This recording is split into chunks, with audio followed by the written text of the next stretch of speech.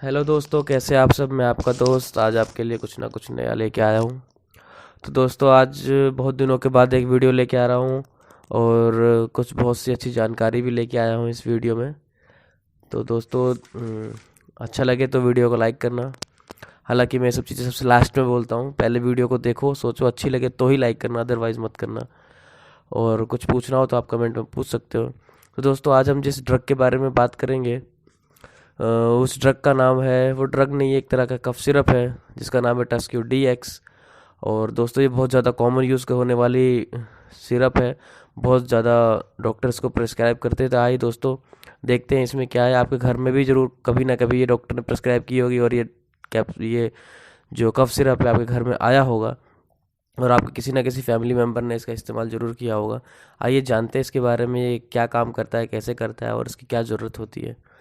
दोस्तों ये जो आप देख रहे हैं टस्क्यू DX का कफ सिरप, इसमें जनरली 3 तरह के कंपोनेंट होते हैं जो इसके आप एक्टिव कंपोनेंट कह सकते हो। इसमें पहला होता है फिनाइलएफ्रिन, प्लस में CPM जिसे हम क्लोरफेनिरामिन मैलेट कहते हैं, और तीसरा होता है हमारा डेक्स्ट्रोमेथ्सोफेन और हाइड्रोब्रोमाइड। तो इसकी डोज भी बता देता हूँ दोस्तों। फिनाइलएफ्रिन जो होती है 5 mg होती है पर 5 ml में। जो CPM होती है क्लोरफेनिरामिन, ये 2 mg होती है पर 5 ml में। और डेक्स्ट्रोमेथ्सोफेन हाइड्रोब्रोमाइड ये 15 mg होती है पर 5 ml में। दोस्तों जो इसका ये जो यूज़ होता है वो ड्राई कफ को ट्रीटमेंट में दिया जाता है, मतलब इस सिरप को ड्राई कफ को ट्रीट करने के लिए दिया जाता है। जो फिनाइलएफ्रिन होता है वो डिकंजस्टेंट होता है, जो क्या करता है कि जो हमारे स्मॉल ब्लड वेसल्स होती हैं उनको और पतला कर देता है, जिसका कारण जो कंजक्शन होता है, जो मतलब रुकावट टाइप तरह के समझ सकते हो। यहाँ में जो एक रुका रुका सा फीलिंग आती है, वो गला में जैसे लगता है कि गला या छाती भरी भरी सी लग रही है, रुकावट आ रही है, उस रुकावट को कम करता है। और जो CPM होती है इसे आप एंटी एलर्जिक या एंटी हिस्टामिन कह सकते हो। ये फर्स्ट जनरेशन की एंटी हिस्टामिन ड्रग है। जिसका ये क्या करती है, जो नाक से पानी आता है या आंखों से पानी आता है जुकाम के कारण या छींक आती है हमें, उसमें ये हेल्प करता है, उसको कम करता है और हमारी हेल्प करता है। और जो डेक्स्ट्रोमेथ्सोफेन है ये एक कफ सप्रेसेंट है, जो क्या करता है कि जो हमारे कफ सेंटर होता है हमारे ब्रेन में, उसकी एक्टिविटी को रिड्यूस करता है, जिस कारण से कफ बनना कम हो जाता है, आप ये मान लीजिए। और इस तरीके से ये हमारी बॉडी में काम करते हैं। और अब जैसा कि मैंने पहले भी बताया था कि इसका इस्तेमाल ड्राई कफ को ट्रीट करने में दिया जाता है।